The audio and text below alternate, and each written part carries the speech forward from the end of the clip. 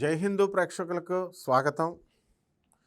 ఆంజనేయ స్వామి వారు పంచముఖాలు ధరించినటువంటి అవతార రహస్యం చాలామందికి తెలీదు. ఇప్పుడు పంచముఖ ఆంజనేయ స్వామి స్తోత్రం అని చదువుతాం. పంచముఖ ఆంజనేయ స్వామి విగ్రహాలు ఇంట్లో పెట్టుకుంటాం. విగ్రహాలు పెట్టుకొని మనం పూజలు చేస్తూ ఉంటాం. ఇప్పుడు ఆంజనేయ స్వామి వారిని అవతారాలు మనం తీసుకున్నప్పుడు పంచముఖ ఆంజనేయాల్లో ఏమేమి వస్తాయి బొమ్మలు? ఒకటి ఆంజనేయ స్వామి వానరముఖం, తర్వాత అదే కపిముఖం అంటాం. రెండోది మనకి పందిముఖం, వరాహముఖం, ఆ తర్వాత గుర్రం ముఖం, హయగ్రీవం, సింహముఖం, ఇలా 5 ముఖాలు మనకి వేసుకొని స్వామివారు రౌద్రాకారంలో దర్శనమిస్తారు. భక్తులకి మనకి మామూలు సౌమ్య రూపంలోనే, ఆ రాక్షసులకు సంబంధించి వాళ్ళకి రౌద్రముఖంలో దర్శనమిస్తారు. అయితే పంచముఖ ఆంజనేయ స్వామి వారి పూజ చేసుకోవచ్చండి, చేసుకోకూడదండి అంటే, ఎన్నో సంవత్సరాల నుంచి మనం పంచముఖ ఆంజనేయ స్వామి అంటే సప్తముఖి ఆంజనేయ స్వామి, ఏకాదశముఖి ఆంజనేయ స్వామి, ఇలా అనేకమైనటువంటి అవతారాల్లో స్వామివారు ఉన్నారు, మనం చేసుకుంటున్నాం. అసలు పంచముఖ ఆంజనేయ స్వామి వారి యొక్క అవతారం ఎందువల్ల వచ్చింది అని అంటే, ఇప్పుడు రాముణ్ణి రావణాసురుణ్ణి ఇద్దరిని కూడా రావణాసురుడు తమ్ముడైనటువంటి మైరావణుడు ఎత్తుకెళ్ళిపోయి అతను ఎక్కడుంటాడు? మైరావణుడు పాతాళ నగరానికి సామ్రాజ్యాధిపతి అతను. కాబట్టి చిన్న బొమ్మలు చేసేసి వాడికి పెద్ద మాయా విద్యలు వచ్చు, చేతబళ్ళు, శాప మంత్రాలు ఇవన్నీ వచ్చు.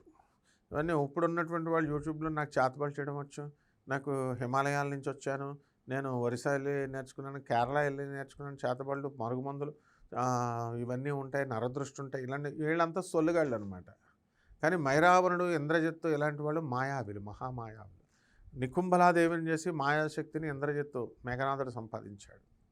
అయితే ఈ యొక్క మైరావణుడు ఆదిపరాశక్తి అని మహాకాళీ విద్యలో నిష్ణాతుడు కాబట్టి ఇలా తీసుకెళ్ళిపోతే ఎప్పుడు ఆంజనేయ స్వామి వారు వెళ్ళాలి వెతుక్కుంటూ రామలక్ష్మణుని తీసుకురావడానికి. ఎక్కడికి వెళ్ళాడు? గుజరాత్లోని బేట్ దుర్గా దగ్గరికి వెళ్తాడు ఆంజనేయ స్వామి. ఇప్పుడు కూడా ఉంది ఆ గుడి. బేట్ దుర్గాలో పంచద్వారకలు అంటాం. బేట్ ద్వారకా ఒకటి అనమాట. బేట్ ద్వారకా వెళ్ళి అక్కడ తన కొడుకైనటువంటి మకరధ్వజుడు, ఆంజనేయ స్వామి కొడుకు పేరు, అతను కూడా సేమ్ ఆంజనేయ స్వామి అంత బలం ఉంటాడు, ఆంజనేయ స్వామిలాగే ఉంటాడు.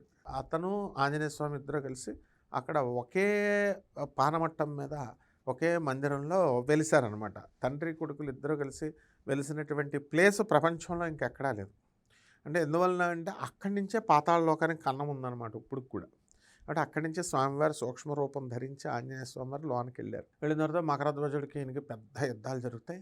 ఎలాగలాగా మకరధ్వజుడికి తన తండ్రి అయినటువంటి వాడు ఆంజనేయ స్వామి అని తెలుసుకున్నాడు. మనోజవం ఆర్తుతుల్య వేగం జితేంద్రియం బుద్ధిమతాం వరిష్టం వాతాత్మజం వానరయూధ ముఖ్యం శ్రీరామదూతం శరణం ప్రపద్యే అని తెలుసుకున్నాడు.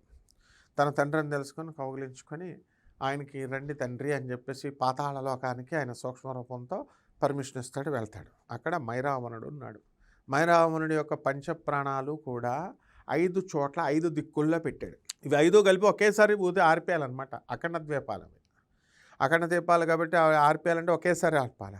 5 దిక్కుల్లో ఉన్నాడు. ఒకటి తూర్పు అయితే, ఒకటి పడమర, ఒకటి నైరుతి అయితే, ఒకటి ఆగ్నేయం అన్నట్టు ఉంది. అప్పుడు ఆంజనేయ స్వామి వారు ఏం చేస్తారంటే 5 కలిపి ఒకేసారి ఆర్పేయడానికి పంచముఖి అవతారం ఎత్తుతాడు. దీని ద్వారా ఈ యొక్క తూర్పు ముఖంలో నరసింహస్వామి రూపంలో ఉన్నటువంటిది, పడమర రూపంలో ఆంజనేయ స్వామి కపి రూపంతో ఉన్నటువంటిది, ఇలా అనమాట.